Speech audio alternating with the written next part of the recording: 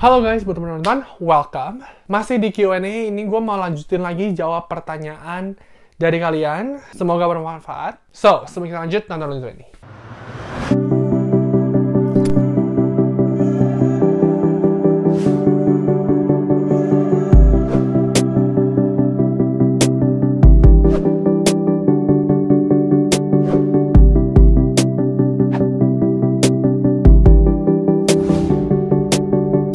Kalau pembelian properti atau rumah secara cash, apa lebih mudah?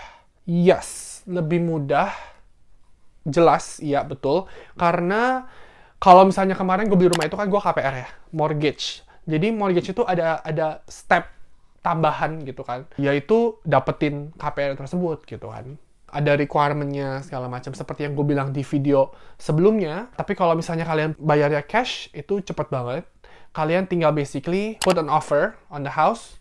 Terus kalau misalnya offer kalian diterima sama sellernya, kalian tinggal kirimin proof of funds, bukti di mana kalian punya uangnya untuk bayar, dan itu harus minimal 90 hari di bank account gitu. Jadi nggak bisa yang namanya kalian mau beli rumah $200.000, terus minta proof of fund, cuman adanya di bulan terakhir. Itu nggak bisa, mereka nggak mungkin mau, karena mereka takut uangnya dari mana gitu.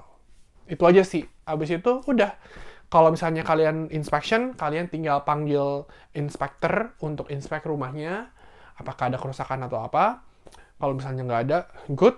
Tinggal tunggu sampai hari closing, terus kalian closing. Beres. Gitu. Oke, next. Ini cukup panjang ya. Saya lahir di Amerika. Ibu saya asli orang Amerika dari Seattle, tapi ayah dari Indonesia. Saya memiliki akte lahir Amerika dan paspor Amerika. Dan saya ingin sekali kembali pulang ke Amerika. Tapi saya tidak tahu dan mengerti bagaimana dan apa saja step-step yang harus saya lakukan untuk supaya bisa kembali ke Amerika. Dan saat saya berhasil pulang ke Amerika, apakah masih ada yang harus saya penuhi? Termasuk untuk mengikuti atau menjadi US Army, dan berapa masa usia untuk mewajibkan diri untuk mengikutinya atau melaksanakannya? Sebagai warga negara Amerika, saya sekarang usia 31, mau jalan memasuki usia 32 tahun. Saya sudah 28 tahun tertahan, wow, di Indonesia. Saya ingin pulang ke Amerika untuk selama-lamanya. Semoga pertanyaan saya ini secepatnya bisa dan akan terjawab. Terima kasih. Oke, sepertinya ini kelihatannya rumit ya, tapi sebenarnya ini nggak rumit. Kalau misalnya lu orang Amerika, lahir di Amerika, tapi tertahan di Indonesia, lu nggak tahu gimana cara pulangnya. Itu ya gampang banget kalau misalnya lu punya paspor Amerika, cukup beli tiket pesawat ke Amerika. Gitu. Kalau misalnya kalian nggak punya paspor, atau paspor kalian tuh udah expired gitu kan, itu kalian cukup ke kedutaan Amerika di Indonesia. Nah, di sini kan dibilang, dia punya akte lahir Amerika. Nah, kalau misalnya kalian mau bikin paspor Amerika, itu kalian cukup bawa akte lahirnya aja. Terus kalian bisa bikin paspor Amerika. Dan kalau misalnya kalian takut di Indonesia apa segala macam, kalian tinggal ke kedutaan Amerika. Kalian bilang, saya warga negara Amerika, ini akte lahir saya. Kalau ada paspor, ini paspor saya. Tolong bantu saya untuk saya bisa pulang ke Amerika. Mereka pasti akan bantu citizen mereka, warga negara mereka, pasti mereka akan bantu. Hopefully, ini untuk kamu ya, yang ngasih pertanyaan ini, semoga ini membantu kalian, karena lu sebenarnya nggak tertahan di Indonesia. Kalau lu mau pulang, lu tinggal pulang aja. Apalagi lu punya akte lahir dan paspor, gitu. Nah, yang menjadi sulit adalah ketika lu nggak punya akte lahir Amerika. Nah, itu sulit, karena kalian nggak bisa buktiin bahwa kalian itu adalah warga negara Amerika. Dan kalau misalnya kalian nggak bisa buktiin kalian warga negara Amerika, kalian nggak bisa bikin paspor, gitu. Kalian nggak bakal dikasih paspor Amerika, gitu. Kalau misalnya lu udah balik ke Amerika, apakah lu harus memenuhi atau mengikuti kewajiban wajib militer gitu kan? Menurut gue sih enggak ya. Ini menurut pendapat gue, enggak. Tidak. Karena seperti yang gue juga bilang di video sebelumnya, Amerika tidak mengharuskan warganya untuk ikut army alias wajib militer. Gitu. Tidak seperti Singapura atau Korea setahu gue. Di video army yang gue sebelumnya itu, mereka itu random gitu. Mereka random, mereka milih dan mereka kirim gitu. Dan mereka kirimnya itu di Amerika. Jadi kalau misalnya kalian nggak pernah dapat suratnya, ya udah, don't worry about it. Lukman, tolong infokan kampus-kampus di New York yang nggak mahal-mahal, tapi bisa kuliah atau jurusan kuliah yang tidak terlalu mahal, bisa dijangkau pendatang. Karena saya pernah cari di YouTuber yang kuliah di Amerika tapi belum lengkap, ditunggu infonya, thanks. Oke. Kalau misalnya kalian mau kuliah di Amerika, ini secara general ya, secara keseluruhan gue ngasih tau kalian. Di sini tuh ada yang namanya university, ada juga namanya community college. Oke. Bedanya apa? Community college itu adalah college yang cuman punya program associate degree. Associate degree itu seperti kayak D3. Nah, associate degree itu biasa 2 tahun. Sedangkan kalau bachelor degree alias S1 itu 4 tahun. Jadi, kalau misalnya kalian mau lebih murah, gue saranin kalian ke community college dulu selama 2 tahun.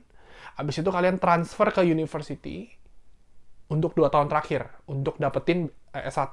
Karena kredit yang kalian dapetin di community college, semuanya bisa ketransfer ke universitas di negara yang sama. Kalau misalnya kalian mau community college di Amerika, terus kalian transfer ke Kanada pun bisa ditransfer. Kalau misalnya mau murah, community college. Karena uang sekolah jauh lebih murah di community college. Kalau masalah jurusan, menurut gua, beda jurusan emang beda harga ya. Cuman, balik lagi ke sekolah tersebut. Lebih kepada universitas yang mana nih.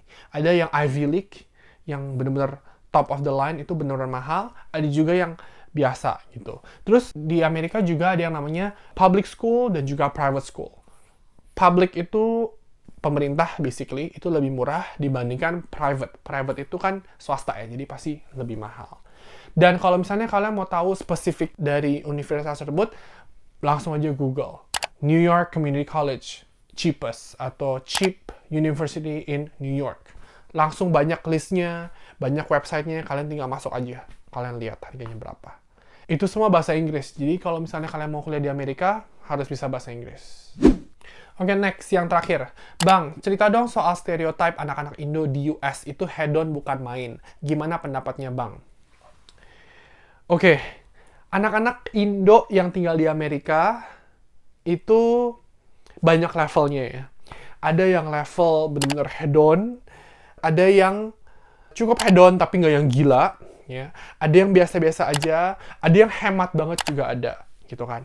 Karena ya sama aja kayak tinggal di Indonesia. Di Indonesia demografiknya juga banyak gitu kan. Ada yang kaya, ada yang menengah atas, ada yang menengah bawah, ada yang bawah gitu kan. Ketika gue kuliah di Amerika, apakah gue yang bagian hedon-hedon? Obviously menurut gue sih enggak ya. Karena gue bisa melihat banyak teman-teman gue yang jauh lebih hedon dibanding gue.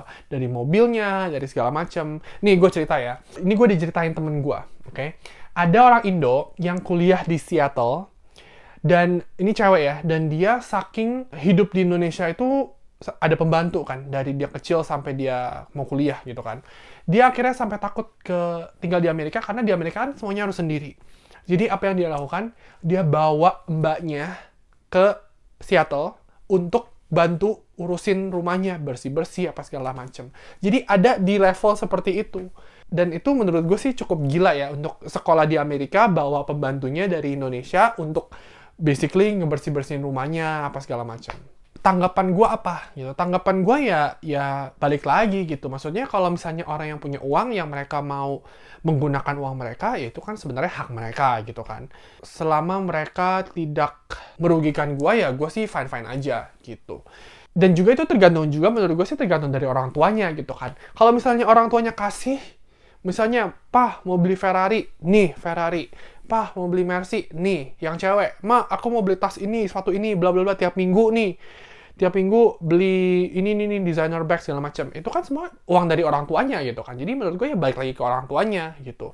Tapi balik lagi juga ke orang tuanya, apakah orang tuanya punya uang atau enggak gitu. Kalau misalnya orang tuanya nggak punya uang juga, mereka mau bilang iya pun nggak bakal bisa beli karena kan nggak punya uangnya gitu. Jadi anak-anak Indo yang tinggal di US itu beragam ya, dari yang atas sampai bawah itu ada gitu. Cuman menurut gue yang namanya orang Indo udah bisa tinggal di Amerika, ya pasti sudah apa ya, lebih dari menengah lah kalau misalnya di Indonesia gitu. Karena kan sekolah di Amerika nggak murah, harus bayar tinggalnya segala macam gitu kan.